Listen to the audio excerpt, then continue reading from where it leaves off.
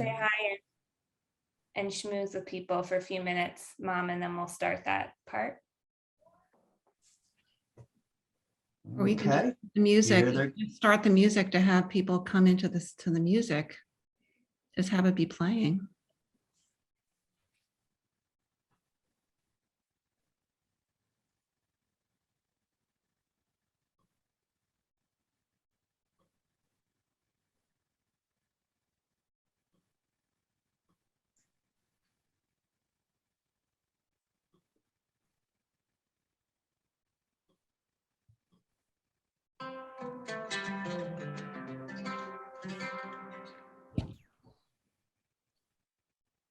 Listen, daughters, you must throw away all your seasoning, your goddesses, and pray. Listen, daughters, please follow me from your sunflowers, from worshiping the sea. We all kneel down into the rocks and gravel. We all kneel down, breathe in the dust, and we all kneel down, bite the bitter cold, and we all kneel down to love with our standard sound.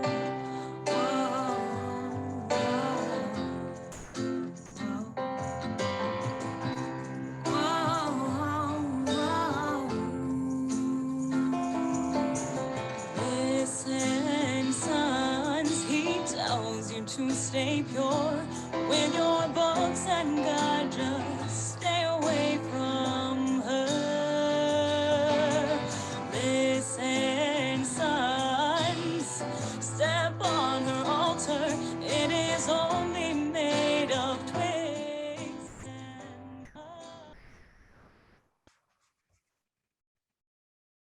Shavuot. I keep wanting to say Shavuot Tov, but it's Yom Tov. Chag Sameach, everybody.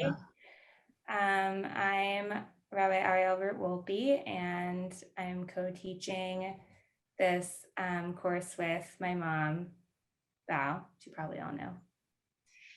And we're excited to share a little bit about the goddess Asherah, and I'm going to start with a little moment to hear from all of you. So Mom, take it away. So Ariel, you want to share those images again? We thought, since we're going to be giving a big, huge download about Asherah, that we would start with some of the early images attributed to her before we start describing her. But in general, we have, these are from archaeological finds, and Ariel's going to touch on the bibliohistory and commentary. So I just wanted to give you a little bit of info about each of these, and then for you to be putting in the chat what these images are evoking in you. At the top here, we have this collection of Judean female figures, not necessarily attributed to Asherah, but they've been, attributed to other goddesses as well. The next one down is the burial inscription found at Kirbat El Quam. It's written in early Hebrew. It looks like a little bit like a opposite hand, like this kind of thing there, but scratched in the background is an inscription, actually. So we see it written here, Uriyahu the prince wrote it, blessed be Uriyahu by Yud-He Vav-He and his Asherah, for from his enemies he has saved him. So we find other inscriptions as well. Moving down here to the next one, Ariel. We see this is a site at Eilat that was constructed in the late Neolithic or Stone Age period, and they think it's the oldest Asherah idol site ever found. It's a grave site. And this piece of wood is juniper. The Asherah was also identified as the Asherah pole, often referred to as not so much a goddess, but as the Asherah pole. We'll learn more about that. So this is 11 inches tall, and it tells us that this was a place of worship.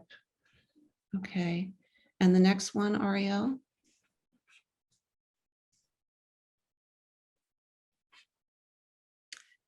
So this is from Kuntilet Ajrud. It's late 9th and early 8th century BCE, before the Common Era. It's from a pilgrimage site called Kuntilet Ajrud in the Sinai Peninsula, which is now Egypt. And it was a trading post or an oasis. And they found these 2 large jars. And this on the other side of the jar is an inscription again, I bless you by Yud-He Vav-He of Samaria and by his Asherah. And what you're looking at here is a representation of Asherah. You see the tree between the 2 animals. This is a sacred tree, which is one of her symbols, bearing fruited palmettes and flanked by these 2 feeding goats or antelopes. And she's riding atop a striding lion who is smiling and looks happy. And the next one. This is, well, they think a stand for an idol. But what's interesting about this, you see the tears in it, and the alternate tears, what they think is Asherah is represented. This is an image that, or an object, archaeological object that shows that Yud-He Vav-He and Asherah were paired and jointly worshipped. So you can see Asherah in the bottom tier that depicts a goddess. And if you scroll up, you're going to see her tree is with the goats, with these antelope or goats, again, eating at her tree. So please put into the chat anything that was evocative for you or that intrigues you.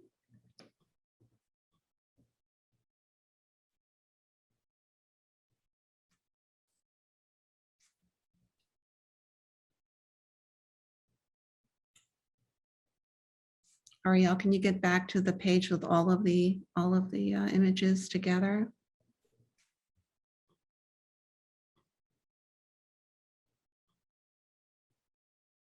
Mm-hmm.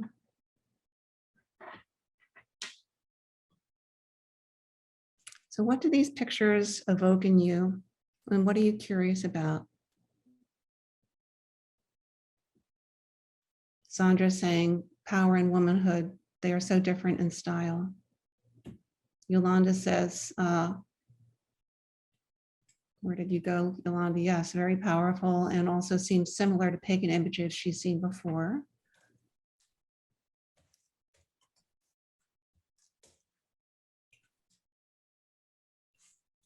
Okay, all right, Ariel. So keep this in mind as these images in mind as you hear what Ariel has to tell us about this Asherah. Is she a goddess? Is she just a wooden pole? Who is she? Thanks, Mom. So Elizabeth direct messaged me, but she also said, the fertility goddess, I wonder about the origins of the tree of life of this we wrote. Intriguing connection. And we're gonna go through we're gonna go sort of historically to understand Asherah, and we're gonna end in looking at a very interesting mystic text, which of course is where the tree of life is from. So I think that is an intuitive direction to go in. Interesting that the image is of a tree being eaten by goats, not just of a literal woman. Yeah. Great. I also wanted to say, if you have any technical difficulties, then you can direct message Congregation Beit Haverim, aka Henry, who is available for tech support and any other needs. And also just want to say now that a few more people have hopped on, that I'm really excited to be learning this with you. And this is a new topic for me to be teaching on. So it's exciting, really exciting to be on this journey with all of you for Shavuot. And I think is really in line with what this night of learning is for, which is expanding our understanding of what Torah can contain, even something that historically has been pushed out of Torah and out of our canon. There is a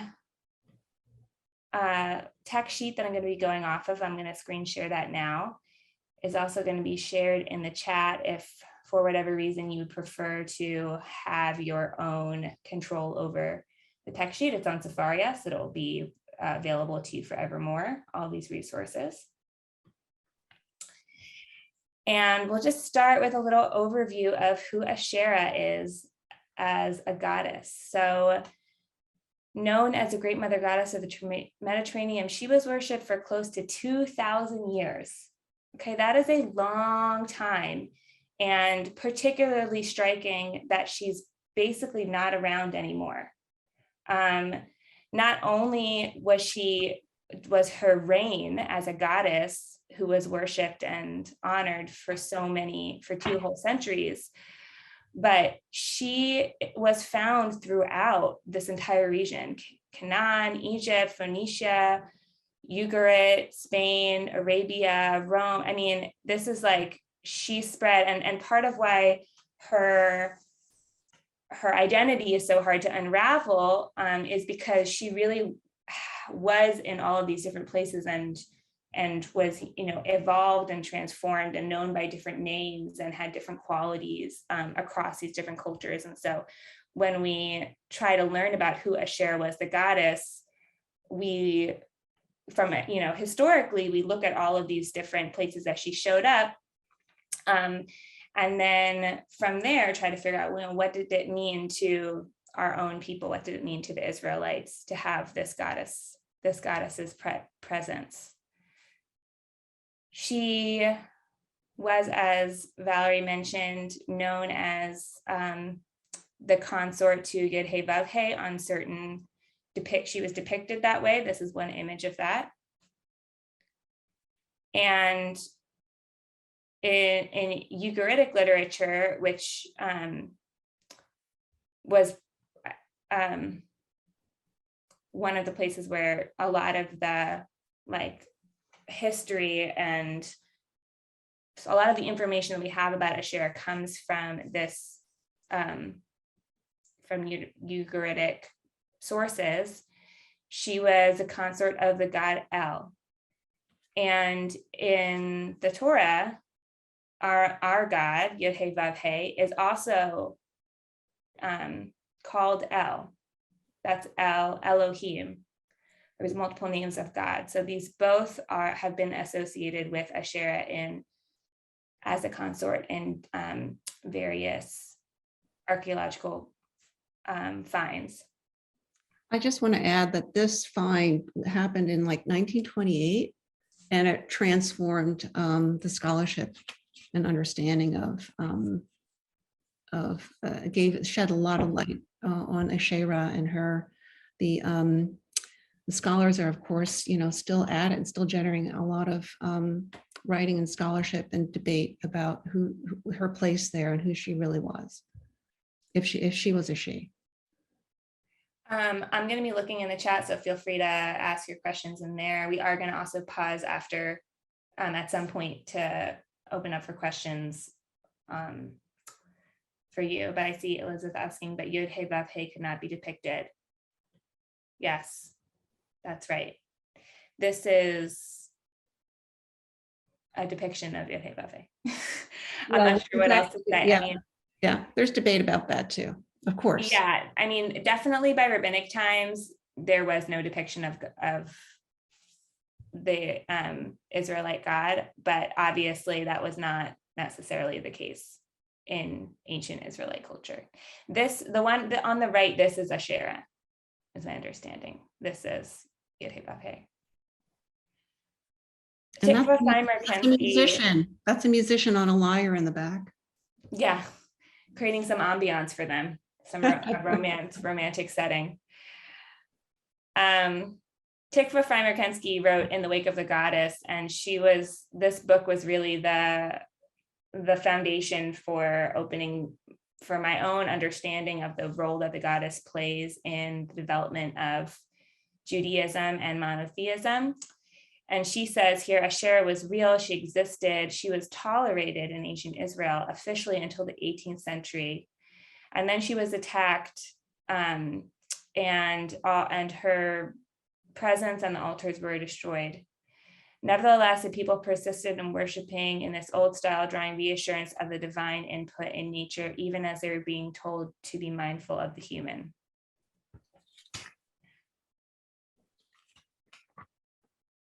So what Tikva is referring to here is the fact that in the Torah there are, and Ariel's going to show an excerpt here, there are 40 references to Asherah. And through the tribal period, all through Judges, and when there was a divided monarchy in the South and the North, through Judges and Kings and Chronicles, you see the conflict of, the tension between the wanting to bring down the idolatry, the posts, and then them being resurrected. And in temples, it was a very, so there's 40 mentions of that just in the Torah alone by her name, Asherah. Yeah, and that's what Tikva is pointing to, is that she's clearly present. I mean, there can be no debate about that. But most of our exposure to her is in the negative. It's like, destroy these posts. So here's an example of that. And in this one, so we just sort of looked at Asherah the goddess. The word Asherah also refers to these sacred posts. So this excerpt says, you shall not set up an Asherah, a sacred post, beside the altar of your God that you make, or erect a stone pillar. So what we understand from this statement is that people were erecting sacred posts or planting trees next to altars, and they were called Asherah. And we know from other mentions of Asherah that people were making offerings at these posts. So archaeologically, they find these, like we just saw that one image at the beginning of the juniper tree at the site in Eilat. They're finding these posts in the ground, but they have no idea what was on the post, the height, if it was carved, nothing about them. Just that they did exist, and they find them on the hilltops, and they find them. There's some place in I forget where the reference is, but under every green tree.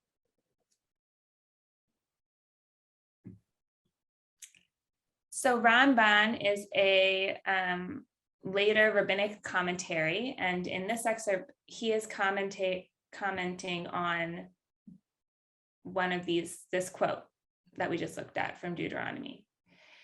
And he's explaining to us what an Asherah is. He says, any tree planted at the entrance of a house of God is called Asherah, possibly because it directs people's steps to worship.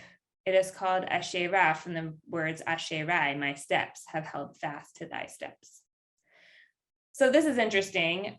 Ramban is using he's basically making a midrash here, a literary commentary that he's creating to try to understand what Asherah is, by saying that the reason it's called Asherah is because of this Hebrew word Asherai, my steps, and that it was directing people into the house of God.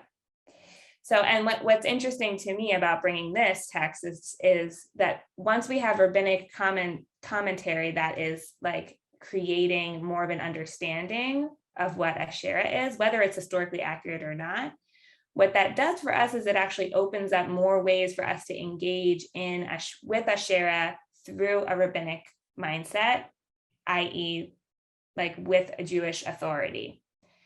So it's an opening, in other words, for us to understand Asherah as something that directs our steps to worship. Rambam continues, scripture thus admonishes not to plant a tree beside the altar of God for beauty and to think that is an honor and glory to God's altar. He prohibited it because it was a custom of the idolaters to plant trees at the entrance of their idols' temples, as it was written further, and throw down the altar of Baal that belongs to thy father, and cut down the Asherah that is by it. So the understanding of Ramban and what he's surmising, and what I think I agree with, is that in biblical times, Asherah was seen as competition against Yod-Heh-Vav-Heh, and that the presence of these Asherahs was somehow drawing people away from being able to be in full relationship with God, and that their presence was representation of idolatrous, i.e. unethical, immoral kinds of behavior.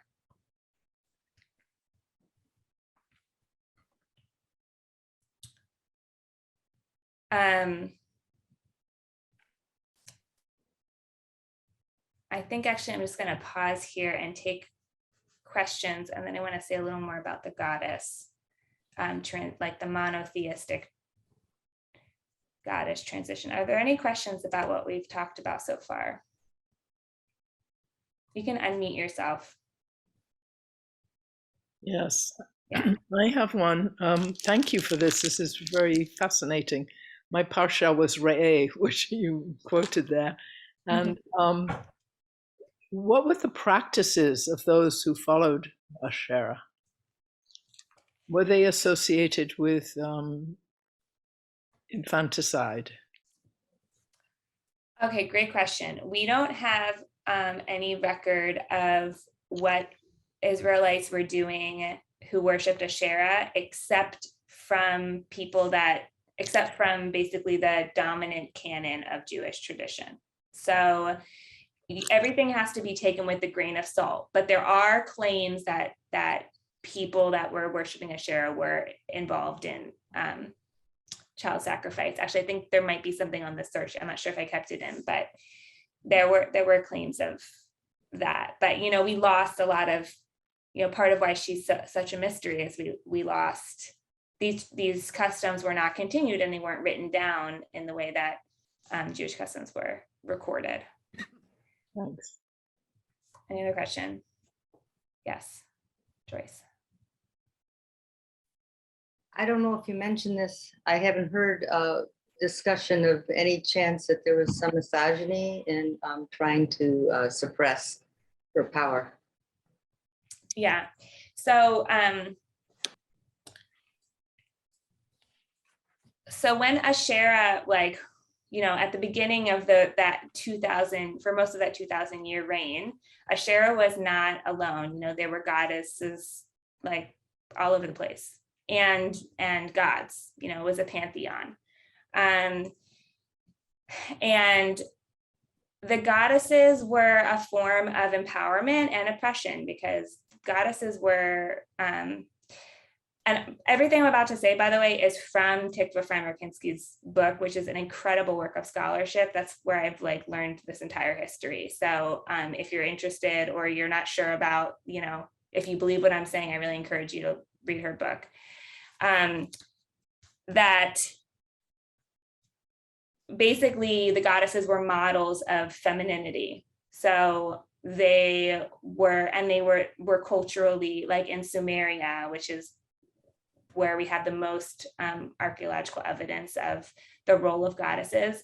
The goddesses were the culture providers. So they were the ones that could handle, that understood money, because that was reflecting what women were doing, that understood education, that were sources of sexuality and procreation. And so these and they each had particular roles. So one goddess would be the goddess of fertility. So you would go to that goddess if you were having fertility issues. One goddess would be the goddess of health. So they kind of had these different roles. So when monotheism emerged, Tikva says that it was at the same time that actually the role of goddesses were being suppressed. And she specifically wants to reverse the narrative that monotheism basically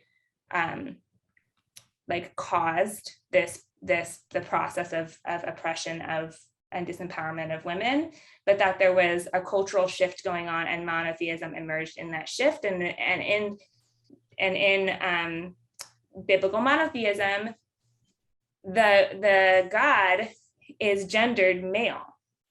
But what the tradition is trying to do is to say this one God can now serve all of your needs. So basically the qualities of the goddesses and all of the goddesses and all of the gods were folded into this one entity, who, yes, was gendered male, but what had to be communicated and convinced was like, yes, you used to go to Asherah for this thing, but now, Yud He Vav He can do that for you.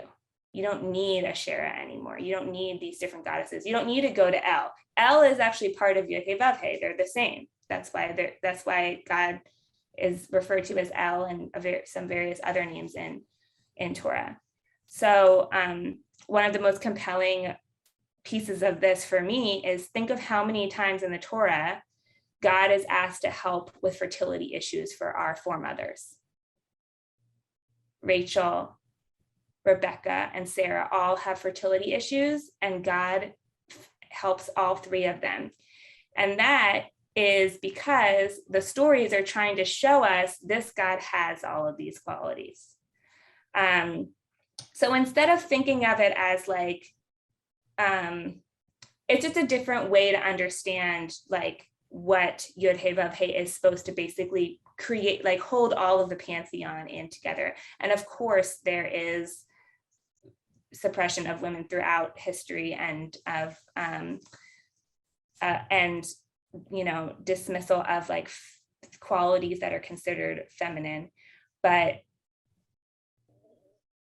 again, I feel like I'm talking in circles. I'm not even sure. I kind of launched into some of that history. So can you tell me, did I answer your question, Joyce? Yes, I think you did. Your answer, of course, brings up 20 more questions, but I think you did. Thank you. And it's just the nature of the topic is that there's going to be more questions with every. Yeah. Okay, great. Thanks for your question. Let's go back to the source sheet.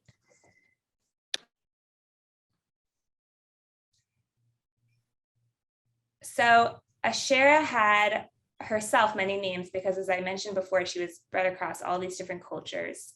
She was known as a goddess of fertility, of self-renewal, of regeneration, of love and lust, of eroticism, and she herself had 70 children with El in the Ugaritic pantheon. Mom, did you have something that you wanted to add about that, the 70 children piece? They were very fertile. Since I have 234 deities in the Ugaritic text, and they had, I don't know, a little less, almost up to 100. I've read elsewhere, but they like 77. It's a popular number, so. Yeah, 70 seems to be a lot. I think she was known for this ability. It's like, she's called Asherah, Anat, and Ashtoret or Astarte. According to some scholarship, that's all the same person. There's some debate about that. Their identities began merging in the first millennium BCE. One confusing piece that shows up in our text is the identity of Jeremiah as Queen of Heaven, which we see in Jeremiah, the book of Jeremiah. So Jeremiah says to all the people, hear the word of God, all the Judeans. The God of Israel says, you and your wives have confirmed by deed what you have spoken in words. We will fulfill the vows which we made to burn incense to the Queen of Heaven and to pour libations to her. So fulfill your vows, perform your vows. So this could be Asherah, and there's some that claim that people were worshiping Asherah, and Jeremiah is telling them to. And then others that say that this is not Asherah, but this is the Shekhinah, the feminine indwelling presence of God, who exists whenever God sort of exists or manifests in the physical world with us. That is called Shekhinah, and that's a feminine presence. So possibilities here.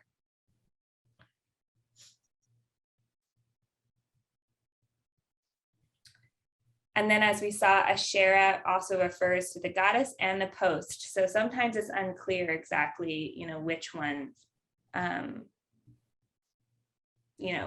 our text, are we talking about a goddess? Are we talking about a post or a tree? Or it's kind of, the word Asherah refers to, a certain form, a ritual object or something like that. It's interesting here etymologically, that Asher, the root of the word Asherah is means happy or upright, and it also can mean to go straight on. Like Ariel said, if you can imagine, you're walking the landscape and you're looking for the sacred site, could be a pilgrimage site, and you see in the distance these trees. Are they rooted into the ground as well as just stuck in as posts? We don't know. They're referred in both ways in the Torah, when they're uprooting them and they're upset and they want to burn all the Asherah poles. But it was a very common, very, very common object. It's cited in the building of the tabernacle, that they used the Asherah poles to carry the ark. Thank you, Joyce. I think this is a response to your question, also from Tikva.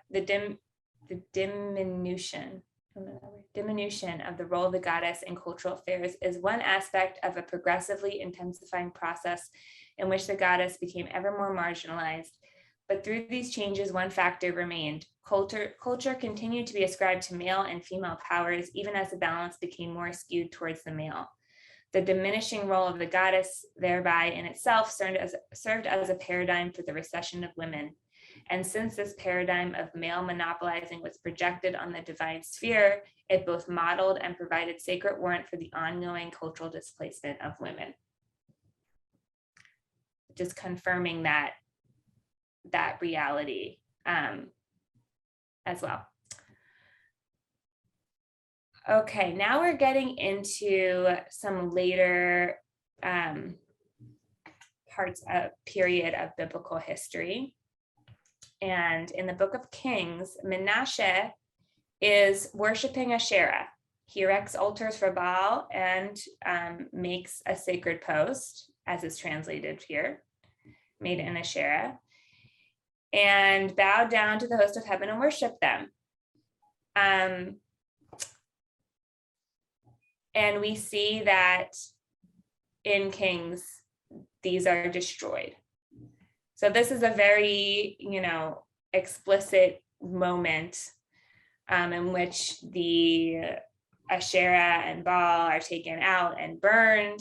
And it's very descriptive, beat it to dust and scattered its dust over the buried ground of the common people. It's very violent. So this just gives us a taste of what was, the oppression of those that were worshiping Asherah at the time.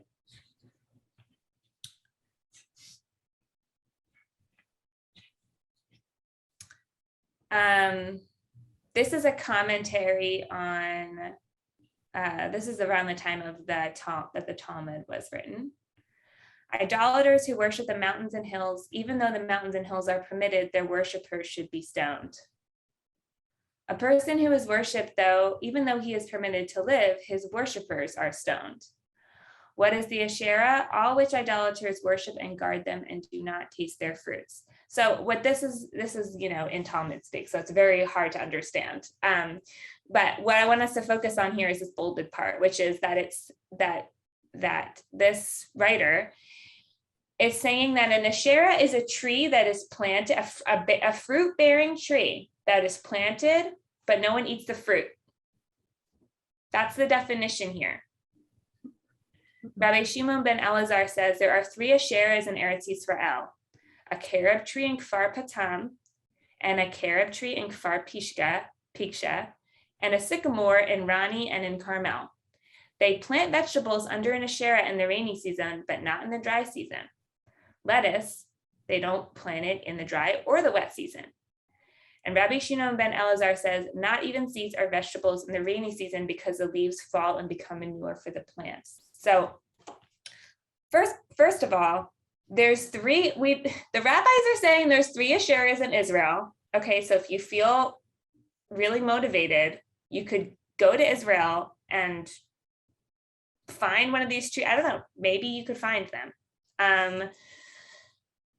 Second of all, what they're saying down here is that they're basically creating a prohibition to use the Asherahs for your own benefit. So they're saying like, these are Asherahs, i.e. you cannot use them to help your plants grow. You can't use them to help your gardening practices because they're idolatrous. So there's still a negativity around them, but what's cool is that they're being identified for us. And there's just, even later than biblical times, there's still Asherahs that are being planted. Ariel, I want to be sure, Gayan, I don't know where your question came in. If, I lost my chat box. is it still relevant here? Do you want to ask it? Me a while to find unmute. It's been a while.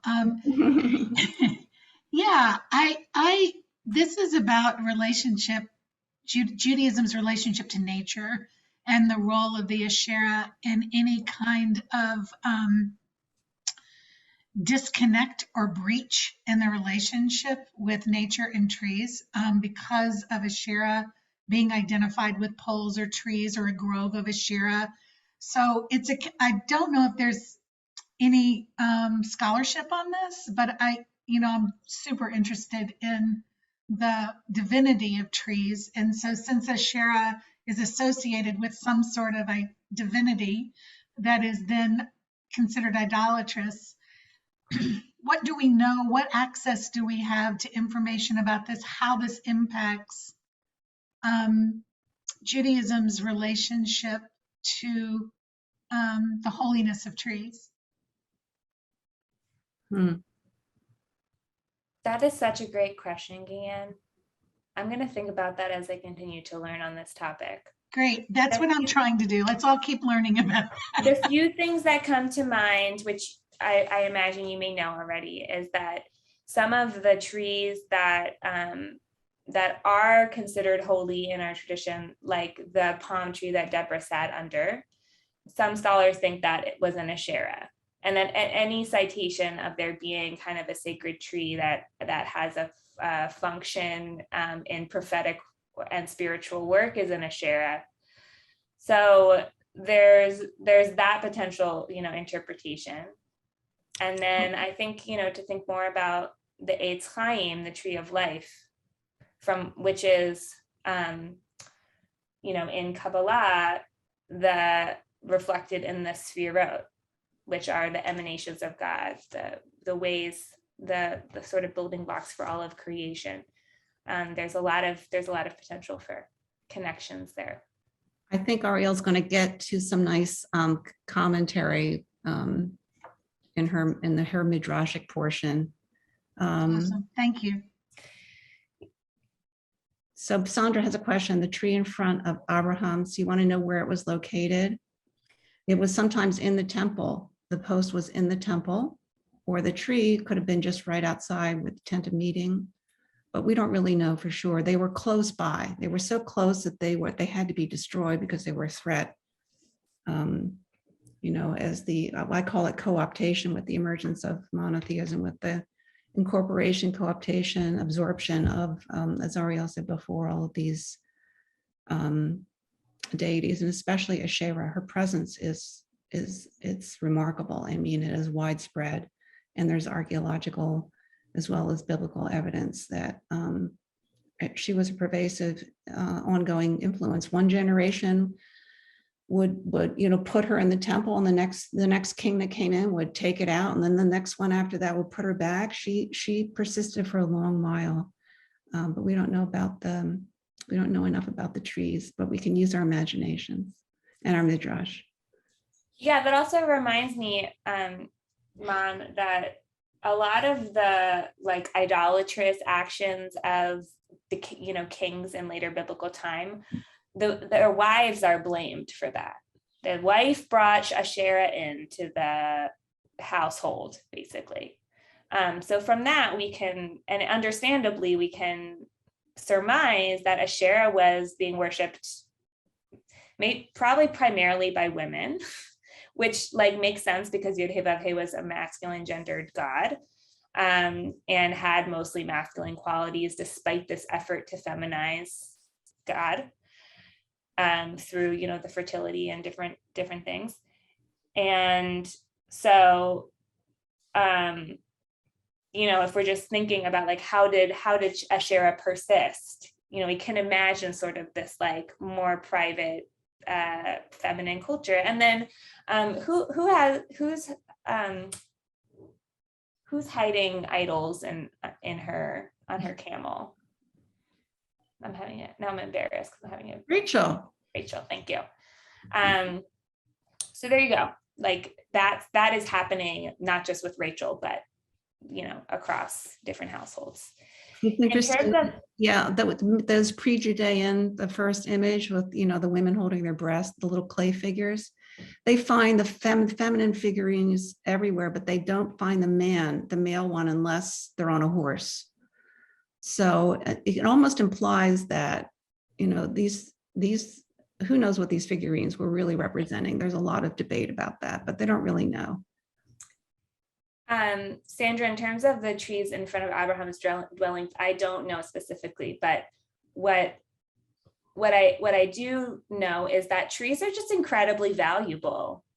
They're providing shade, they're providing life in barren areas that a lot of the biblical stories take place.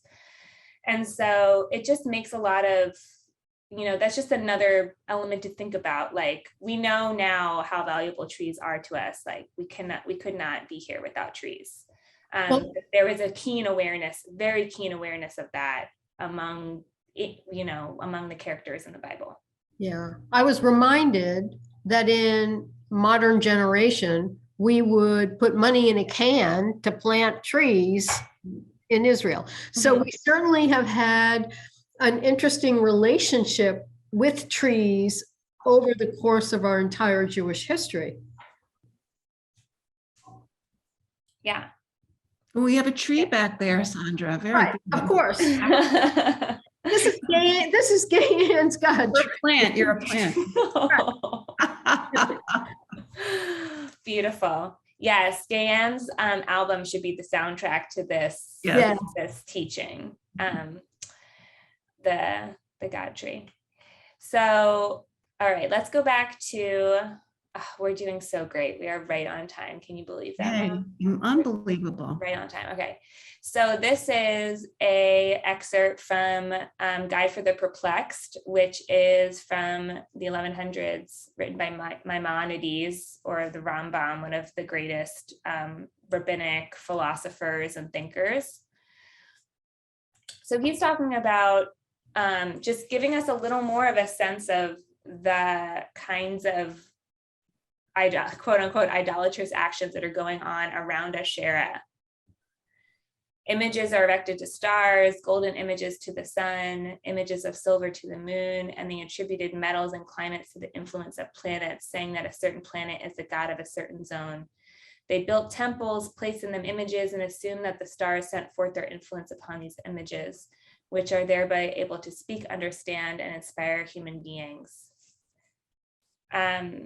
They apply the same to trees which fall to the lot of these stars, when namely a certain tree which is peculiar to a certain star is dedicated to the name of this star, and certain things are done for the tree and to the tree. The spiritual force of that star which influences that tree inspires men and speaks to them when they are asleep.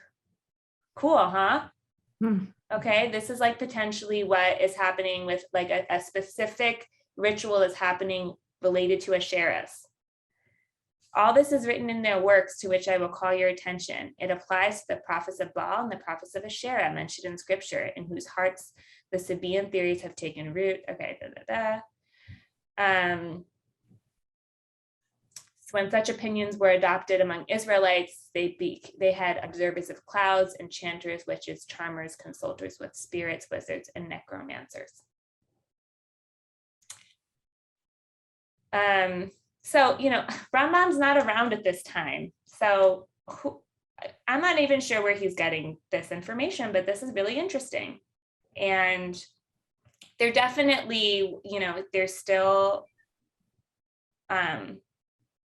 you know what? Sorry, scratch what I just said. I actually, as you probably have gathered, I'm still learning this. So I actually don't know if Rambam has like first person experience with people worshiping Asherahs at the time. He might actually, I don't know for sure. He's definitely claiming to understand what's going on here. Mm-hmm. Because of the Rambam. Figure that out, yeah. I don't know what's going on in the 1100s with Asherah. I haven't got my whole timeline yet. Okay. Here are just some symbols of Asherah.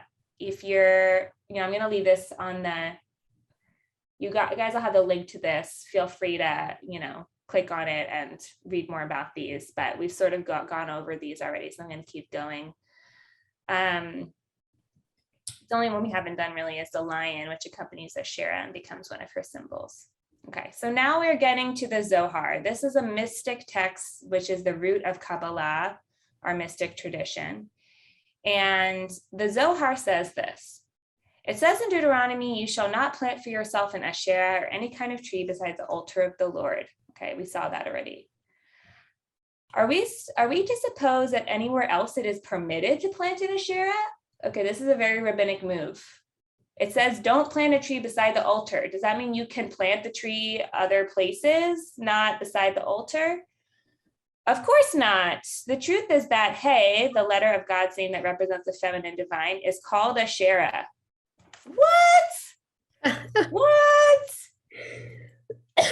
Okay, Hey is Asherah. Hey is the letter that represents God's name.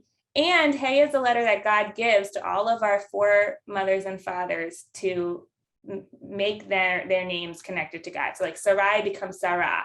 That's the Hey, okay? That changes her name. So that is very cool.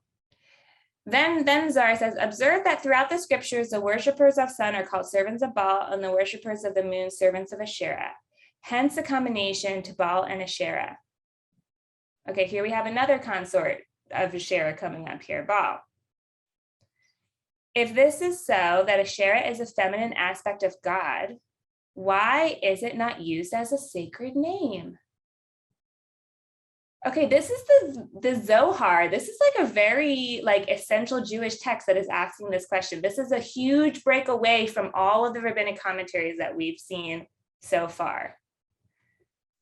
The reason is that this name brings to mind the words of Leah, happy am I, for the daughters will call me happy, Ishrunin. But this one is not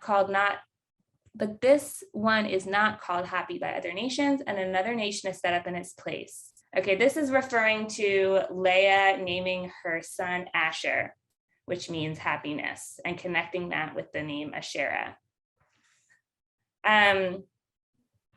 This is I'm not actually sure I totally understand this part, but what's so interesting here is Zohar is kind of like opening up the possibility of Asherah having a feminine divine, like a valid feminine divine place in Jewish life.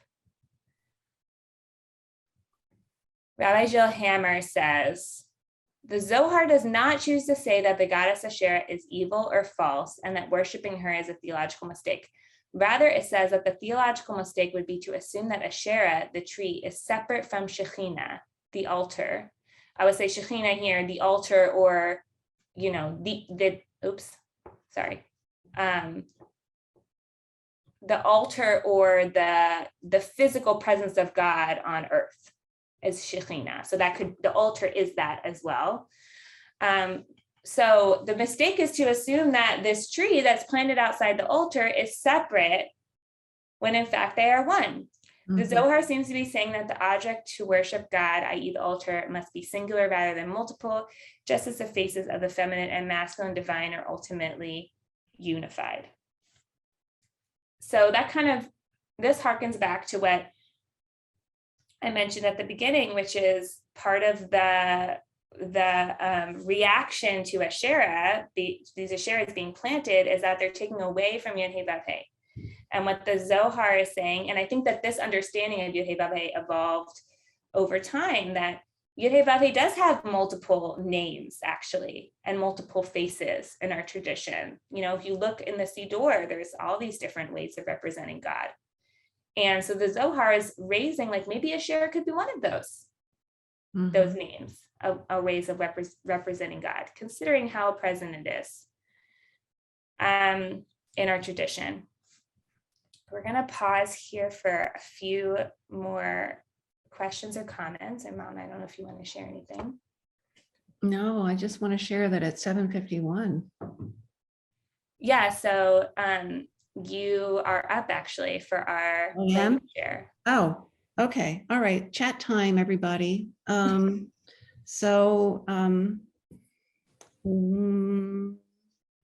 Yes, we have a question. Go ahead, Mariana. Oh, well, I hear what you all are saying about the Yud Hey Vav Hey incorporating the image or the feminine aspect to it, but look who was making all of those decisions throughout history until the 20th century. It was never any women who were writing any of these texts or comments or anything like that. So we are dependent on people other than those of us who are, who are women or identify. I don't know how to deal with the gender part here, but the female, you don't hear the female voice up until the latter part of the 20th century in anything. So we are totally dependent on the male voice saying, yes, Yud Hey Vav Hey is incorporating the female within it. And so therefore you are compelled to these ideas, etc. Yeah, that's a definite tension. And, you know, as you'll see, all of the biblical resources I read were all written by men, as far as we know. And all of the commentary, like the modern scholarship that I read, was all written by women. So you know, and as a female rabbi, this is like something that I face, you know, especially when in school on a daily basis, of like, how do I do something rooted in tradition, but still make it, you know, figure out how to make my way through that reality. And it's a much longer conversation that I would be intrigued to have in another forum, but thank you for raising it. So here's my question for you all. Do you want to have an Asherah pole or have an Asherah tree? Asherah pole at the altar inside our house of worship, or a tree? I mean, are we ready to bring the goddess in form, or are we content with Shekhinah, the feminine, with Asherah showing up as a Shekhinah? So clearly she's infused all of our symbols. We know that she's the tree of life. We saw some of that. You know, we refer to the Torah as the tree of life. She's, Ariel, you had something about the Chanukiah, right? Another tree. Yes, I did not put that into my source sheet. I don't feel prepared to talk about that. But I do know that the Chanukiah is associated with Asherah, and that there's some scholarship about the way that there was basically a more explicit tree symbol that was abstracted into the Chanukiah, into the menorah, in order to make it, to continue that ritual object without making it so clearly associated with a tree. That's what I remember. So Sterling loves the idea. Sterling, you love the idea of putting a pole, and a Asherah pole, so or a tree. So I have a part of what my mom, Valerie's, and my intention of this teaching was to give you guys just a download of all of this information, and then give you a chance to think a little bit and dream about what you're taking away from this and what you might do with it. And one thing that we explored is the power of midrash, of like filling in these gaps. We have all these gaps about who Asherah was and what her role was and what were the rituals around her. And it's actually part of our tradition to to invent and continue and to keep Judaism alive by inventing new rituals and new stories, doing with the groundwork that we already have, taking the information we already have and creating and reinterpreting that way. And what Gayan and I do, and any other artists that are on this call, is to use art to create midrash. And so there's a song that I played when you all came on that I'm now going to play live for you to end and screen share the lyrics. And as I'm sharing this modern midrash, this lyrical midrash, I invite you all to share into the chat, what are you taking away from this learning? What creative juices are flowing for you right now? And we'll just share that as I share these words. And Henry, do you have to give us a hard stop? We have 4 minutes. I think we'll make it, but. No, I do not. I was waiting for the right time. This Zoom link will stay open all the way through. The next session's not until 8:30 with Amy, but everyone's welcome to stay on. So if this runs a little bit over, we should be fine. Okay, thank you. Listen, daughters, you must throw away all your seasoning, your goddesses, and pray. Listen, daughters, please follow me from your sunflowers, from worshiping the sea. We all kneel down into the rocks and gravel. We all kneel down to breathe in the dust, and we all kneel down to bite the bitter cold, and we all kneel down to love with our standard sacred sound.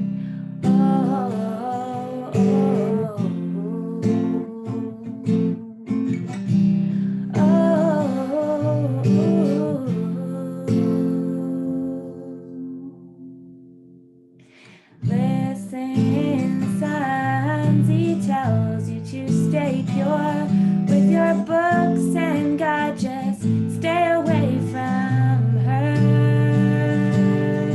Listen, sons, step on her altars. It is only made of twigs and mud.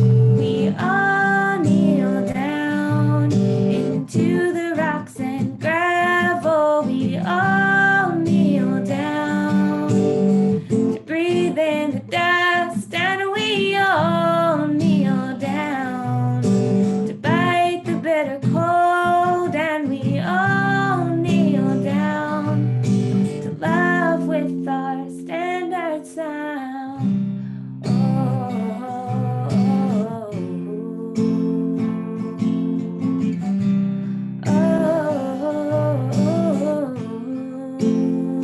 Join me.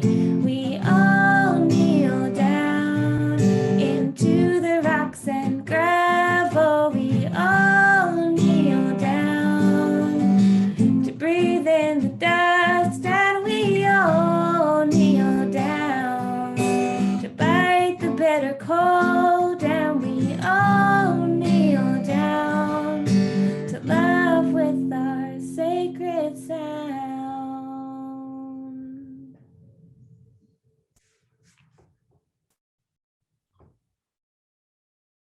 Man, we tried to pack a lot in here. Just looking at what's in the chat here. So that song was a midrash on this moment of people trying to repress the goddess and the response of the women who are still kneeling down before Asherah in this moment of sacred sound. So thank you all so much for joining. And if this is something that you're interested in continued learning on, I am interested in continued learning on this. So yeah, let me know and stay tuned for maybe more stuff on Asherah. Mom, you're muted. Would you just repeat how people can access the notes that you were sharing, your outline, if they're not familiar with They're linked Sefaria? here. They're linked here, but if you go, for people on YouTube, if you go to sefaria.com and look up Asherah, the goddess in our midst, that's the name of this source sheet, it will pop up for you. Kyle is suggesting a study group. Okay. I think Elizabeth will I'll be. count you in. She's got more curiosity. Wonderful. Well, I wish for you all a continued night of learning, and that this learning continues to inspire you throughout the night and potentially lead you to some revelation about Asherah, the goddess. Thank you, everybody. Hag Sameach. Thank you both. I just put in the link again to Sefaria sheet that Ariel was sharing with everybody. Okay, so if you plug that into go to your computer and plug it into your browser, it should go right to her page that she created. And Sefaria it's eternal, right? So it'll be there forever. Okay. Wait. Yeah. Yeah, Right, thank you, I'm gonna- Ariel. Thank you, Val. Appreciate it. If people want to chit chat, feel free. I'll leave this open. Great. I'm gonna head out. I can stay. Ooh.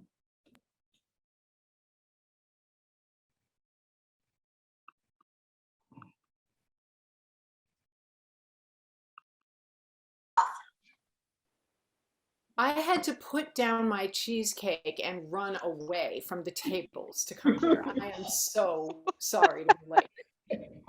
Yeah, we had to hear the amazing results of the cheesecake and kugel competitions, and as you can imagine, there were a lot of tears, a lot of hysteria. We had to calm people down, and it just was we did have to call for some, backup help. Update us on Zoom. Yes. What were the results? Amy, who won? Oh, yeah. So, Linda Weisskopf and I won the cheesecake competition. Woohoo! And Bev Corfin won Kugel, and Rick Stone came in second in Kugel. Yeah. He had been saying he was going to win Kugel, so just goes to show you can't get on too high of a horse when it comes to Kugel.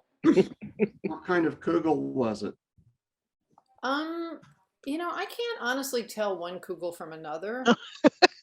We They all haven't look had like- very many kugels. We need a I haven't had any Kugel until 2 minutes ago. And Well, then was I it was forced sweet? to try Kugel. Yeah, there's sweet Kugel. Okay, Except well, they're sweet. They're sweet and non-sweet, savory, main Savory. dish or side dish kugels. Yeah, these were all the sweet ones, I think, except for Rabbi Dale. She brought Yerushalmi Kugel that was kind of spicy and just like Rabbi Dale herself. So, hi everybody. Welcome to Hi. What Makes the Convert Convert. People on this panel, would you be so kind as to go in your reactions and raise your hand? And then everyone will see you pop to the top of the world and we'll know who you are. Yay, there we all are. Yay, I'm so happy to see all these people here. And you can see the people with their hands raised are the converts among you. I'm going to say a few words before we get going about what it is that we're doing here. Um, one of the interesting questions was, why is it that Jews never have really encouraged converts in the past? But that's probably a question we can't really address right now because we don't have the knowledge for that. We need rabbis to tell us about that. But what we do know is that traditionally rabbis were meant to reject conversion applications from non-Jewish convert wannabes 3 times before they would let you get serious about taking the next steps. Now, all the sects do allow for conversion, and each one has its own requirements. Some are more stringent than others, but none of them make it super easy to convert. So I looked on Wikipedia to see what it said about Reconstructionists and conversion, and it said just that they value the symbolism of conversion ritual, and they encourage people who weren't born of Jewish parents to undergo a rite of passage along with study. It depends on the particular congregation, but you have to learn about the history and observance and beliefs of Jews, which seems to make sense. And then you, in our case, you have to write a spiritual autobiography, which is quite arduous, I must say, and we'll maybe hear about that from other people. And you have your ritual immersion in the mikveh, and you meet with your Beit Din, your panel of elders, rabbis, wise people in the community who ask you about your path and about your spiritual autobiography or whatever they want to ask you. So what's going to happen here is that each one of us will speak for 3 minutes about our particular path to where we are today. Each person will tell you their name and how long they've been a member of the tribe. And I think it's going to be really interesting because we haven't heard each other's stories yet either. So we're going to get to see what common elements may emerge from all of our stories. And then we're going to have a discussion about some of the questions around our decision that we think are interesting, such as, why be Jewish? What is or was challenging for you about joining the tribe? How has your life changed since you converted or began your Jewish path? What's one aspect of Judaism that means a great deal to you? And how do you integrate your earlier religious history into your newer Jewish identity? We'll stop about 15 minutes before our hour is up to allow for questions from our audience. And if you have any questions as they arise, why don't you put them in the chat and then we'll already know what they are. So let's get started. I have with me a non-Jewish meditation bell left over from my years of meditation practice. And I will give whoever is speaking a 30-second warning in a very gentle tone to let you know that you ought to wrap it up. Okay? So does that sound good? Thumbs up if everybody's happy with that plan. Okay, good, I see. Hi, Kyle. Hi, Kyle's husband. We wish that you were able to be here with us tonight. Kyle was scheduled to do a fabulous presentation, but another time, Kyle. Okay, so among us, is anyone all primed? Your Jewish pump is primed and you want to talk. So since all your hands are raised, I don't know which one of you really means to have your hand raised. So put your hand up in front of your raised hand so that I'll know that you actually mean to raise your hand. Ah, thank you, Shiloh. Unmute yourself, please. Yes, ma'am. Okay, and speak. Okay, I'm a good Jew. And I did what our coordinator instructed me to, which is write down and time myself and practice. So I'm going to do that. Hi, everybody. I'm Sherry Cornett, and I'm going to give you my condensed conversion story in 3 minutes.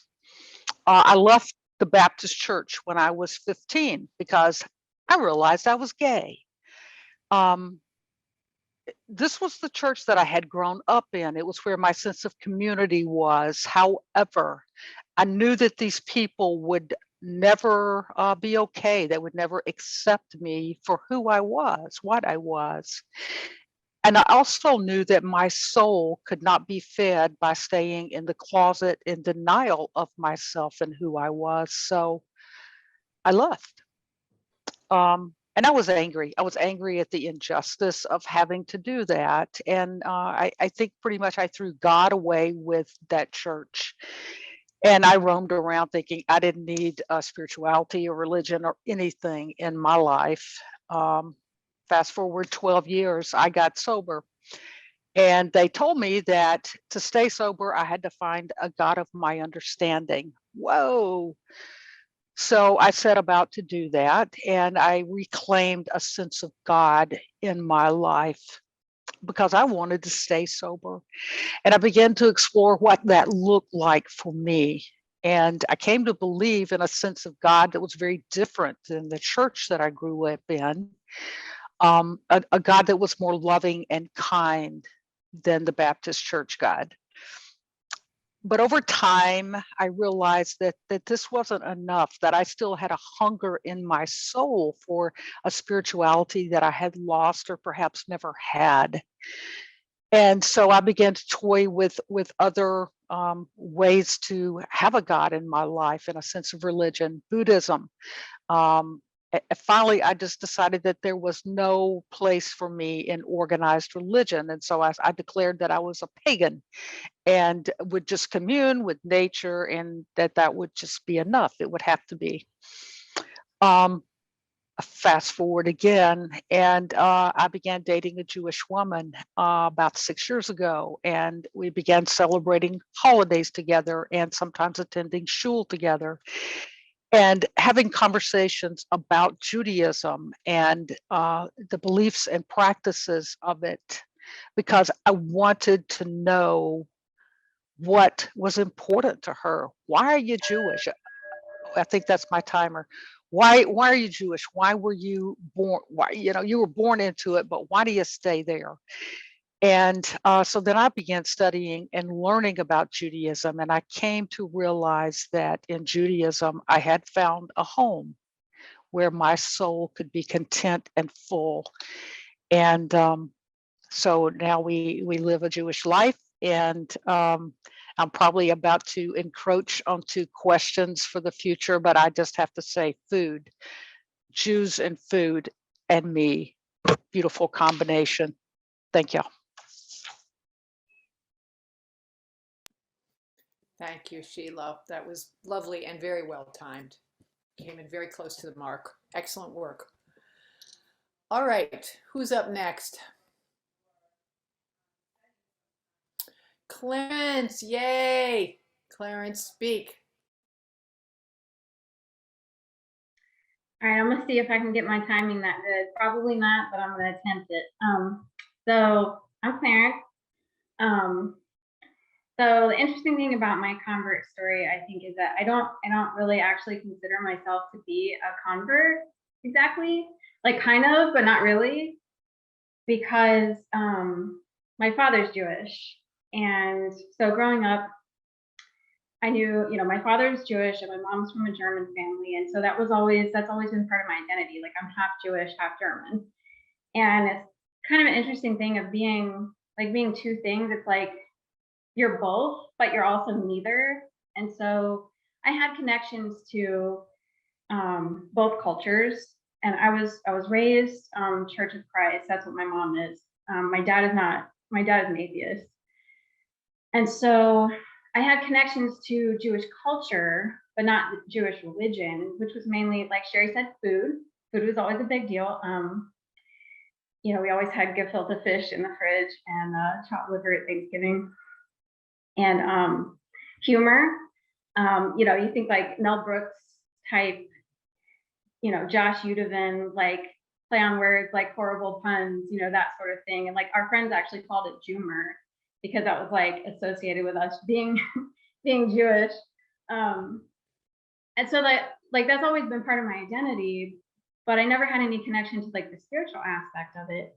And then I went through kind of a similar thing to what you went through, Sherry, where like I left the Christian church because of being queer and just the belief system didn't make any sense to me, and I didn't get spiritual fulfillment from it. And I was sort of an atheist agnostic for a while. And then, like you, Sherry, I also went through a period of, you know, wanting to tap into, like, I needed a spirituality in my life. And I did like almost the same thing, like what you were talking about, of like exploring Buddhism, and like I explored like Wicca, and it was like, you know, I needed a connection to nature and to the universe and to, you know, the divine, and a community, something. And then I took I did the 23andMe thing, and you know, it's a statistical analysis, and so the data can change. And so when I first did it, now it shows that I'm 50% German and 49.9% Ashkenazi. But at the time that I first did it, it showed only like 30% German and 49.9 Ashkenazi. And so suddenly I was like more Jewish than anything else. And it felt like almost like a, you know, a signpost, like pointing me in that direction. And so I started learning about Judaism and realizing like Judaism has all these elements that I've been looking for, and that there are queer Jewish communities that I would be welcomed into, that I could be a part of and have this, have that spiritual practice that I was looking for. And so when I talked to Rabbi G about, you know, how do I do this? How do I be a Jew? And, you know, she's like, well, your father's Jewish, you know, you're Jewish. You don't have to do anything. You're Jewish. But I already like learned about the Beit Din process and everything. And so I wanted to have that formal thing of like structured learning and having like a formal, like semi-public declaration of my commitment and all of that. And so I chose a Hebrew name, and, you know, I went through the classes and learned all this stuff. And so it's kind of like Rabbi G called it reclaiming my Judaism. And so it's kind of, it's almost like, I feel like I didn't convert. I just sort of like embraced my Jewishness that was already there. Just, it was just like waiting to be tapped into, in a sense. And I also found out, I confirmed an old family story. There's all these like family stories about like my great grandfather snuck onto a boat in Germany and stole some identity papers off a dead guy so that he could get into the United States and stuff like that. And then my grandparents supposedly changed their name, and I was able to find that my grandparents were Ginsburgs, and they changed it to Grayson. And so it's like I'm supposed to be a Ginsburg, which I thought was kind of funny. But so I found this like beautiful community and the spiritual practice, and, you know, tapped into my roots. Thank you, Clarence. Beautiful. Tom? Hello, I'm Tom Downs, and my journey started in 1982. And in 1982, I moved to Atlanta, and I had an office mate. I shared an office with this guy who was a retired professor of epidemiology at Emory. And getting to know me, he, you know, I just happened to mention that my mother had Raynaud's disease. And he said, I'm not familiar with that. I have to consult my books. This is before Google and the internet. And he came back the next day and he said, I didn't know you were Jewish. And I said, I'm not Jewish. And he said, well, Raynaud's disease is predominant in the Jewish and Jewish people. And I thought, well, that's interesting. And I asked my mom about it, and my mom's father and mother were both immigrants from Lithuania. Even though my mother was born in this country, English was her second language, because she was born, you know, almost 100 years ago, and they didn't have TV and all that.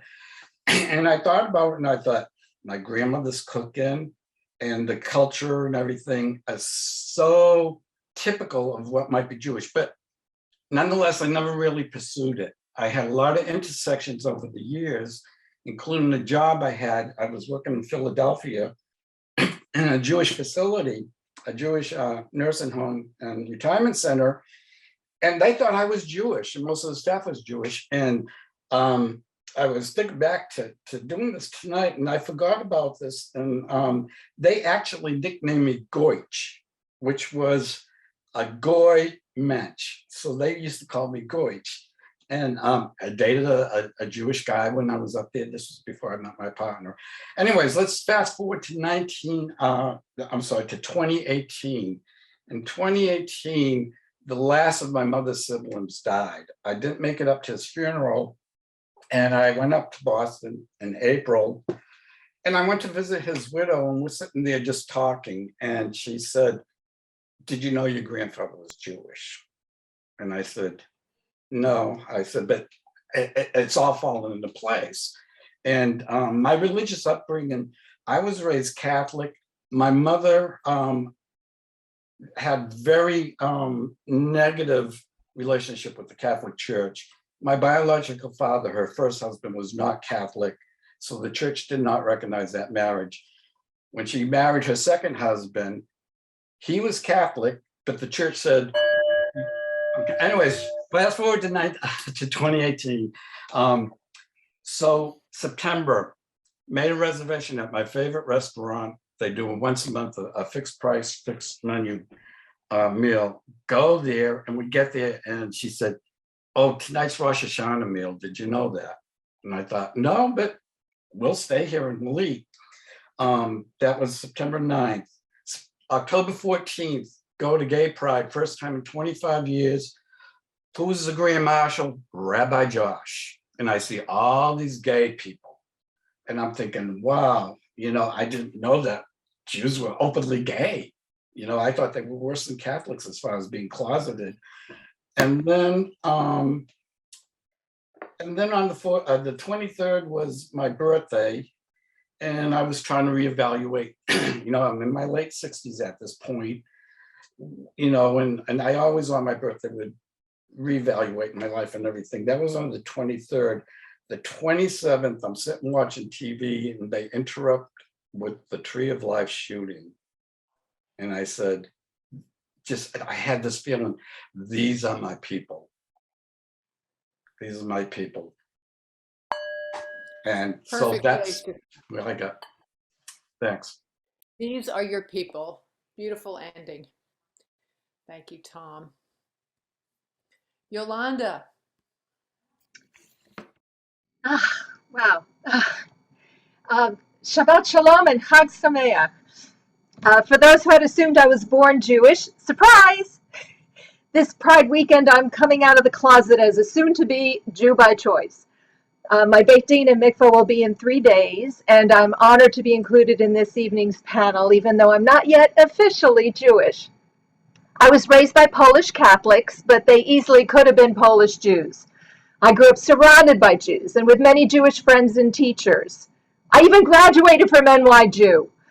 After I've left Catholicism in my early teens, I explored many religions, which ran the gamut from paganism and witchcraft to born-again Christianity, where I was slain by the Spirit and even spoke in tongues, to various Eastern meditations and practices, as well as metaphysical studies, where I was ordained as a minister in the non-denominational Church of Tzadi.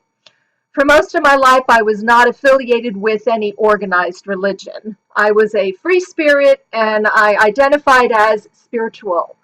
Yet, Judaism and the Jewish people had a deep place in my heart. When others assumed I was Jewish, I never corrected them, happy to be considered part of our special tribe. And if anyone specifically asked me if I was Jewish, I would reply with, "In my heart I am." Prior to joining CBH, I had been involved with Unitarian Universalism. And after attending many UUCA classes, they invited me to officially join them as a UU. But it didn't feel right to make that commitment. Although I liked UUs, I replied that before I could commit to UU, I needed first to investigate Judaism. So when I told my friend Rabbi Zev Chaim Feyer that I wanted to be a Jew, but that I didn't want to be part of a patriarchal religion where women weren't accepted as equal leaders, or who would consider me to be an abomination according to their Bible, he told me to check out Congregation Bet Havarim in Atlanta. So I did. The humorous irreverence on the CVH website's "Come Get to Know Us" statement made me laugh, and I immediately emailed the office saying I wanted to convert. I received a lovely reply from Julie LaCreek inviting me to attend CBH virtual events to make sure it was a good fit. So last year in July, I started stalking CBH by attending the evening minions. I was shy and I kept my camera turned off for a while, yet found the 15 minutes each evening helpful with the loss of my wife the year before. I also attended Shabbat services, chants, and mindful moments. After 3 months of stalking, diving headfirst in the high holy rituals, and also turning on my camera so others could get to know me and I them, I knew for sure that I had found my spiritual tribe and home. I was thrilled to learn that conversion was not a requirement to being a member of CBH. So why wait? In September 2021, the CBH board approved my membership. I went through all the study requirements, and finally on June 7 this year, I will make my Jewish self official. Thank you.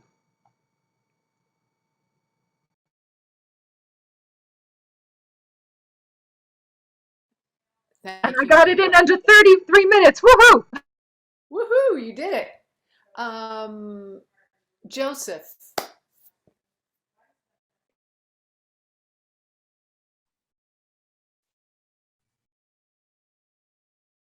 Joe, you're still muted. There you go. Okay. Well, I spent all afternoon doing what I was supposed to do, but after hearing some other people talk, why I'm going to use this maybe a little more quickly than if I read it. Leave some parts out and add some other things. Why become a Jew? I've never liked being asked that question. It just irritates the heck out of me. And I didn't know why. I mean, I converted when I was 49 or so. So, I mean, I couldn't have a conversation with somebody and never talk about what happened in my life before I was 49. But what I figured out was that I could easily tell people why. And I mean, I couldn't tell people why, but I could tell people how. So once I get through the how, why, how, or whatever kind of questions would work. I grew up Presbyterian, which is pretty progressive. And around the age of 10, just on my own, I became an atheist, a closet atheist. And looking back, I can see that I was looking for something, but I didn't know what I was looking for, how to look for it. And so I just kept going to church. In high school, my mother said once in a conversation with some relatives and some people that were in our living room that she thought the Unitarians were the ones that really had it right. And I don't think she knew it then. Maybe she did, but she was sort of hinting that she was an agnostic, which is what she was. In college, I attended a Unitarian Universalist fellowship, which was very secular. Every Sunday morning, they would meet and had a program, never did anything religious or spiritual. My senior year of college, I kind of think of as my Jewish childhood. I wound up going to one of the high holy day services that year, kind of by accident, and at Hillel. And the rabbi had a class that was open for anybody. He was really trying to hook in all those Jewish kids at the university who had grown up secular and got a few. And so I attended the services every Friday night while also going to the interesting programs that the Unitarians were having. Graduated from college, became an elementary school teacher for 6 years, and decided I wanted to become a Unitarian Universalist minister. I moved to the earthly gay paradise of Berkeley.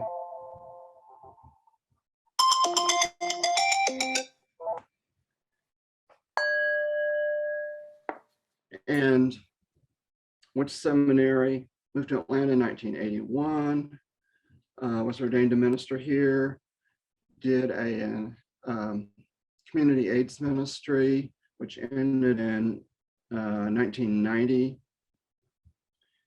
And in the mid 1990s, I'd been to CBH several times over the years and decided to visit again. That was when they had a part-time rabbi, Rabbi Berner, and she was a great liturgist and musician. And after a few years, I sent her an email, said, I think it's time for the next step, which she confirmed with another email, you want to convert? And I said, yes. And so in 1998, in May, was my conversion. Thanks, Joe. Joe came late into the process and only had one day to turn his whole thinking around. So I appreciate you, Joe. Thanks. Val.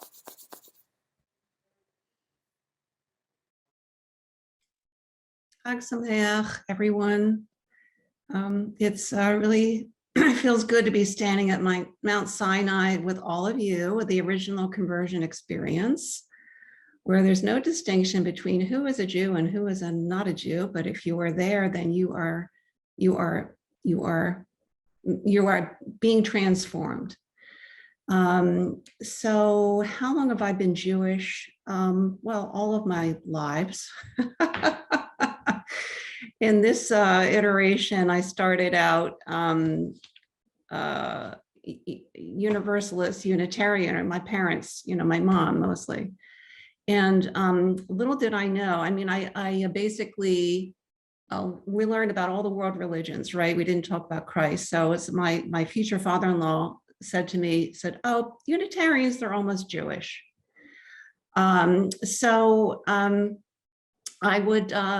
I love this church, playing around, and then we would drive home, and on the way home, there was this structure on a bedrock with this going up to the sky, this monolithic tower, and I was fascinated by it as a child. Turns out that this is a shul that I became a member of later on. This is the shul that Rabbi Dale goes to in Philadelphia. And so who would have known at that time? So I would say that, I hung out with Jewish kids. They were fun, theatrical, musical, like to talk a lot. And then my mother died suddenly, overnight, without a warning. And my family had no way of responding. So her death, my loss, the lack of a way to move through this, extraordinarily disruptive loss, it just wasn't there. And so for me, what matters to me a great deal in the Jewish tradition is the way that we deal with death. And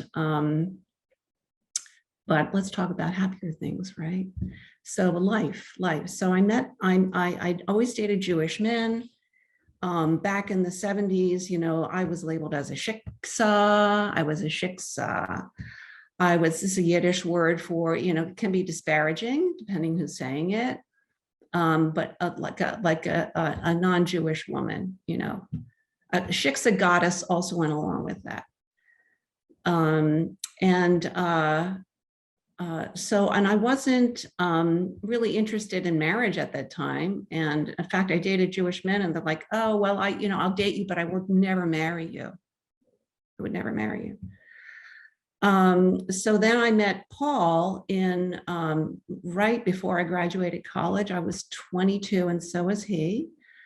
And I would say that love is a really good lubricant before entering into a deeper relationship with the Spirit. So we were dated for 5 years. It took, Paul never forced me or never brought up the topic of conversion. I studied with a rabbi for a year, one-on-one, who was raised B'nai Brak, and he initiated me in some very old, it was such a special relationship for me. And so I converted. I married into a very strong, prominent rabbinic family. And I'm just trying to hold my own identity and my own place in all of that. And here I am today. I'm Jewish.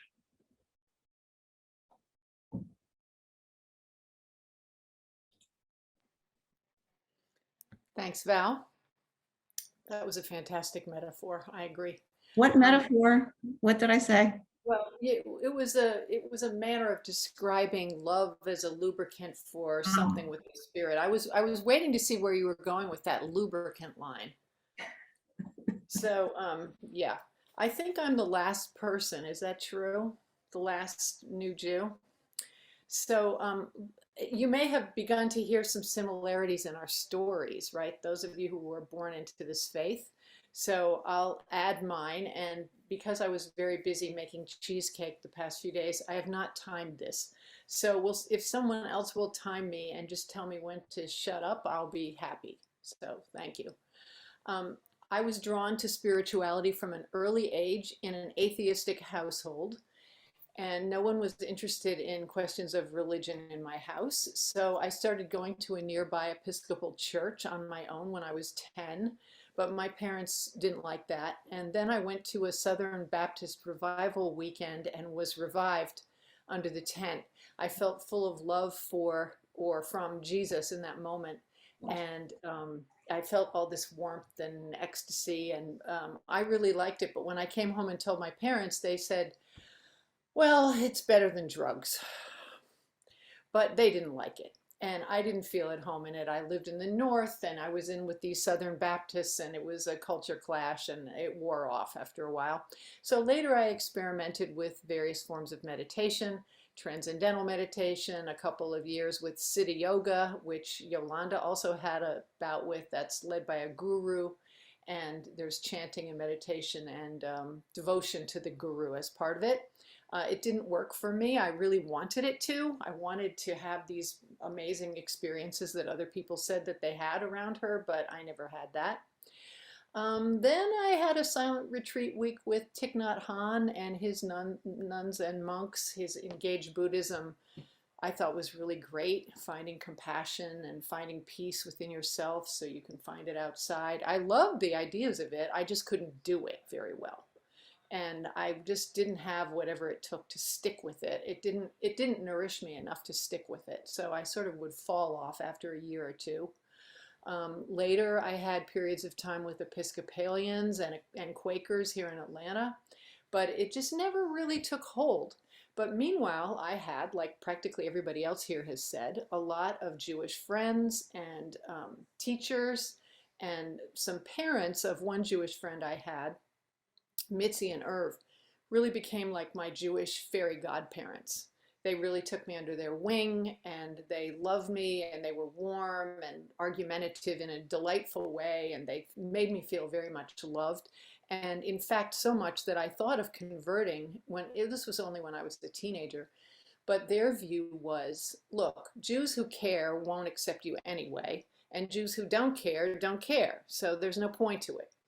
But on the other hand, thank you, they were not religious. So anyway, the only other important thing about this story really is that, like several other people, interestingly, I discovered when I was a young adult that I had a Jewish grandfather. My grandfather, Sidney, was like a closeted Jew.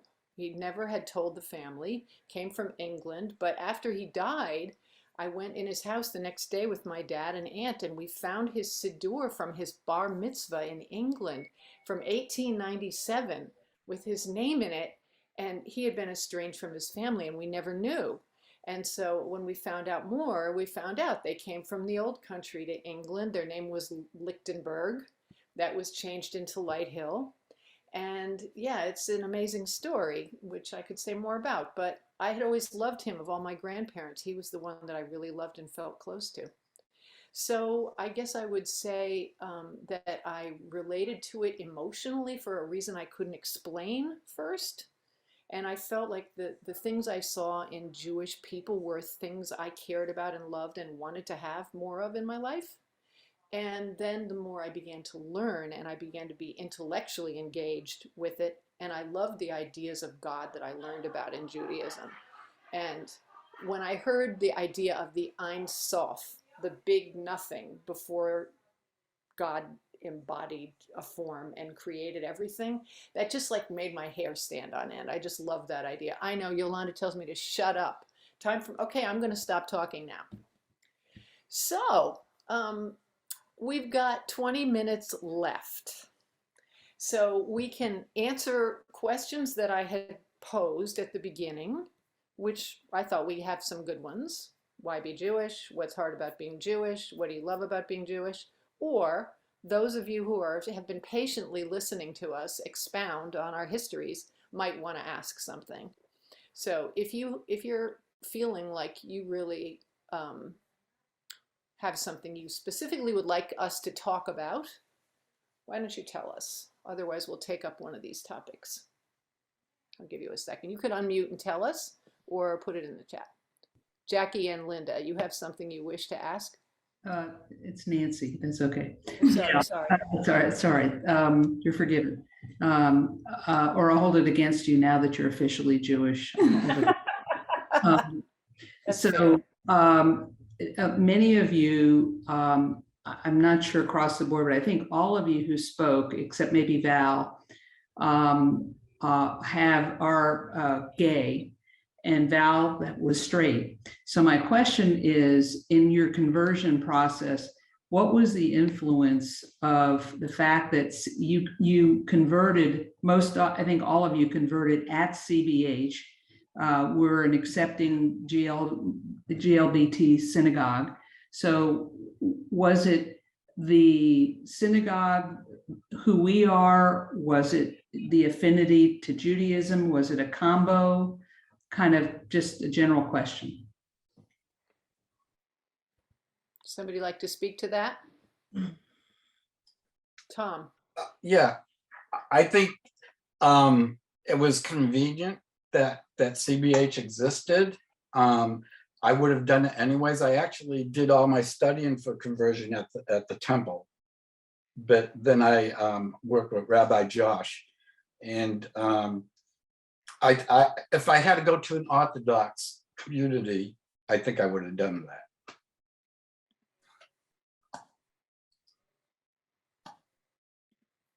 Anybody else want to speak to that? Yeah. Oh, sorry, Yolanda, after Clarence. So for me, it was also kind of both. So I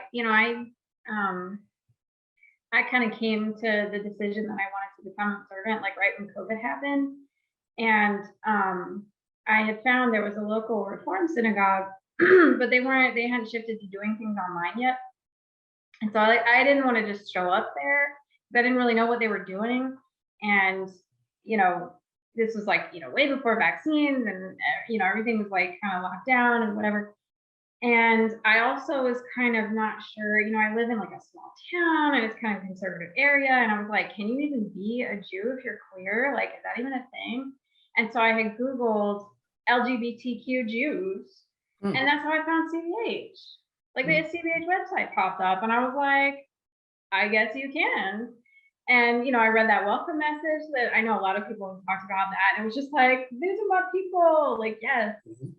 And so that was another like kind of like signpost that like, I'm meant to do this, I'm meant to be here. And so that definitely like facilitated the process. And I don't know if I had like started exploring things with the local synagogue here, I have no idea how that would have gone, because I don't know if I don't know what the the queer situation is like there. And I couldn't really tell from like their website or their Facebook page like how inclusive they are in that way. And so it was kind of intimidating. And so anyway, so that aspect of CBH definitely facilitated things for me. Yolanda, you wanted to speak to that? Yes. I just want to agree that I would have converted no matter what. It's just that CBH made it easier for me and convenient for me.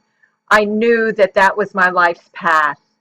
And I'm just so thrilled that we are such a diverse community, that we're not all LGBTQ, that we have allies as well. And that makes me even feel more welcome in this tribe. So thanks. Yeah, it's a great question. I think for myself, at this point, it's really hard for me to imagine myself as a Jew anywhere else. I mean, but I don't know whether that's just because I love CBH so much and I could adjust if I had to, and I would ultimately have converted, but I feel like it's a karmic thing. Like when I was ready for it, you know, like when the student is ready, the teacher appears. When the Jew is ready, the synagogue appears, which is this for me. So good. People are saying that they like to hear our stories. I'm glad. Did anybody else want to, because it's 9:16, we have time to answer some more questions that we posed. I just want to make sure that people who are watching us and listening get a chance to ask whatever you want to ask, because we're kind of doing this for y'all.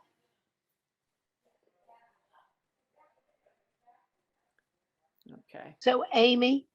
Yeah. Kim. So what's Kim. difficult about being Jewish? I mean, it's one of your questions. Yeah. What's the challenge? What's the challenge? That's better. Hebrew. Val. So I faced a lot of challenges because I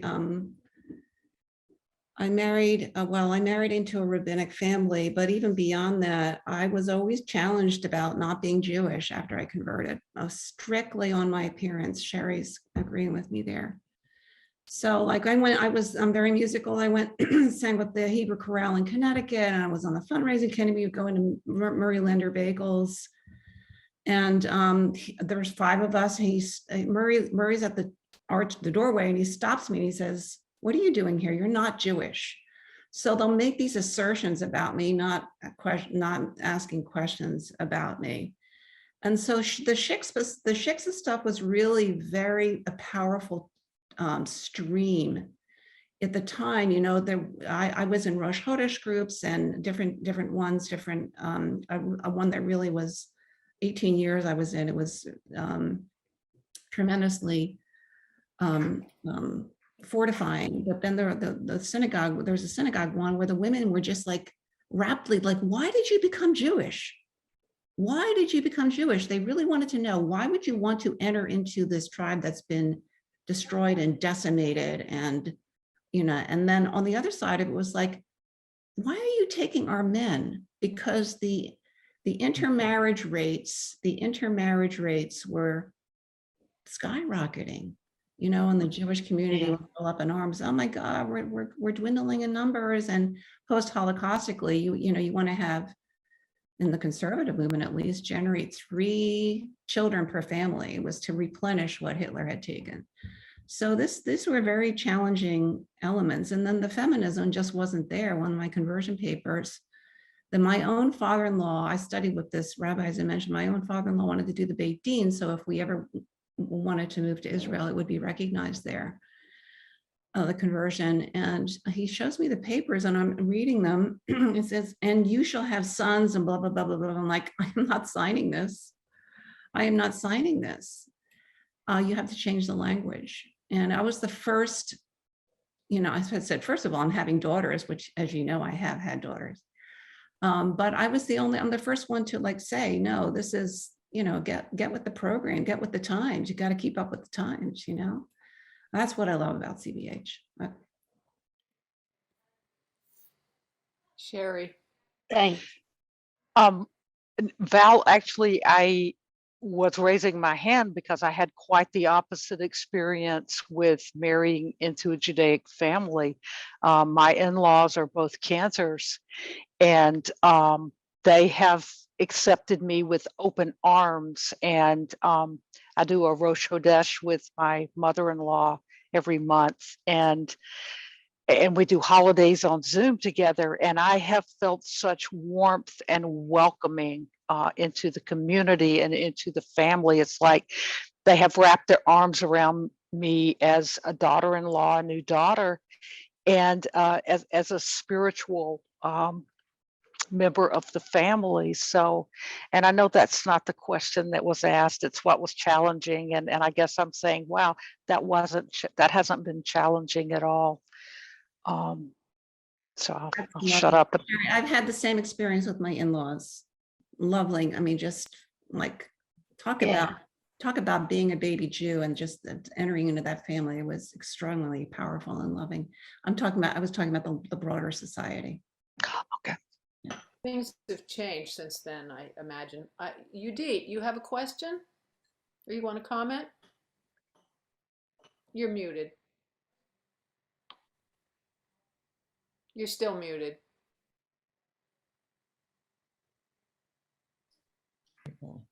Thank There you. you go. Thank you for sharing such your personal story with us. And I also converted. And when you asked Amy whether I wanted to contribute or you wanted to know my thoughts about it, I didn't even respond. Because in order to really get to the core of why we convert, we have to talk about our relationship with God, and we have to talk about how our identification with Jewish history. And then we also have to talk about what you were saying, Val, about not always having been accepted in our own identity. I grew up in Germany. I grew up after the Holocaust. For me, the Holocaust was a very, very big factor to convert. And it is very, very complicated. And I very much actually am happy that we have a forum here, that we have a group where we can share the basic outlines of why we convert, to get really to the core of it. It is so deep and so personal for us. I wish we had a moment or we had a forum where we can actually describe that part. We're describing our path, but describing really where our heart is and how we awoke to all of that, and the deep identification with Jewish history and the Jewish people. It's very, very moving. And it would be great if there would be more space to do that, because I feel this was great that we could share the outlines of our lives, but to really get into the deeply moving experiences, we would need a bigger, more space and more time. That's a great idea, Udit. Thank you for sharing that. That's very true. We're all having to race through our stories, and we're not able to go deep in this format. Can I add something else, Amy? Responding to something Udit said, another thing that greatly appealed to me about Judaism was the deep respect I found for ancestors and for the history of the Jewish people. And I am a student of history and have been doing genealogy all my life. And it's like, wow, here is a religion where I can endeavor to respect my ancestors, because Abraham and Sarah are indeed my ancestors somewhere up the line. So that's just one other thing about Judaism that I so deeply love. Did anyone else want to speak about the question of what was challenging about becoming Jewish for you before we move on to another question? Joe, you want to say something about that? And Tom? For me, it was really a pretty easy transition. And the most challenging part was I had a terrible Beit Din. And I presented more detail about my religious journey than what you heard. And so, and my rabbi had assembled a Beit Din of other rabbis. They were often Reform. But one of them asked me, having gone through all of these different religious and spiritual experiences, how would she know that I was going to remain a Jew and not move on to something else? To which I had no answer, of course. In retrospect, I sort of wish I had said to her, well, I think the chances of me becoming something else are the same as yours.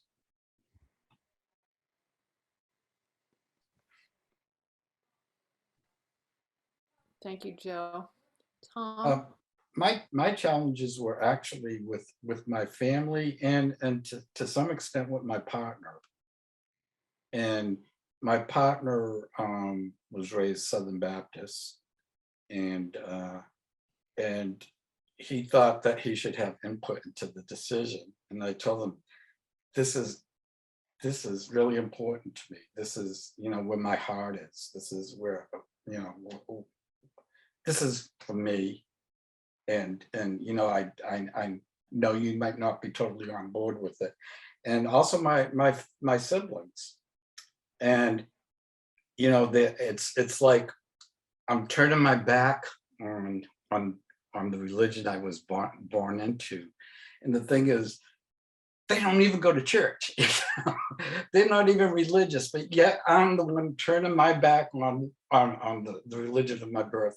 So that was challenging for me, as I didn't have any challenges from the Jewish community. It was from family and spouse. And my spouse is okay now. I mean, he's fine with it. Actually, he went to service last night, so. Does anybody else want to comment? I haven't even told my sister that I converted. And it's not because she's religious, it's because she'll be scornful. And I don't really want to hear it, so I just didn't tell her, which is kind of sad. I have a funny story. When I told a friend of mine who was born Jewish but isn't Jewish, didn't practice Judaism, but his family was Jewish. I think they maybe have had one Seder. Anyway, I told him yesterday, I said, oh, and by the way, I want you to know that Tuesday's a really special day for me. I'm going to be converting to Judaism. His response, good grief. That's it. My sister asked me if I was going to put one of those scarves on my head. No understanding of the different movements in Judaism. No, my family was a religious Unitarian. My grandfather on my father's side told me not to bring any ham haters into his house. My family was so shocked and hurt because they were still reeling from the Holocaust. And then when I moved to Israel, I was hurt because I remained the shiksa no matter what, and I converted with an Orthodox rabbi and an Orthodox Beit Din.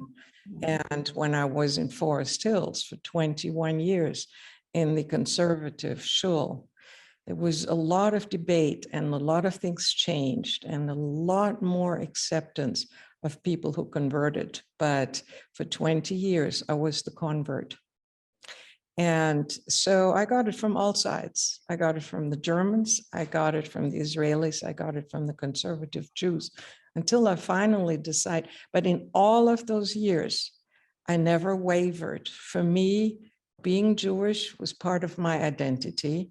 And in spite of all of the resistance that I felt or about my sexuality, I never wavered. It wasn't even a question, because I also have found a home. Not also, but I found a deep home in Judaism, in the religion, and in the absolutely fantastic, broad and beautiful and challenging and incredibly satisfying and grounding ethics of Judaism. And so for me, this was never a question. I don't think we could have a more beautiful summation than that. Thank you so much, Udit, for that gorgeous comment, right? Thank you. I'm so glad you were here. And it's time for us to stop. There's a lot more to say about all this, but I'm so grateful for our group of Jews who have chosen to become Jews, and for those of you who are Jewish who love and accept us and are interested in how we got here. I think all of us, it means a lot to us that you care to come and hear our story. So thank you for showing up.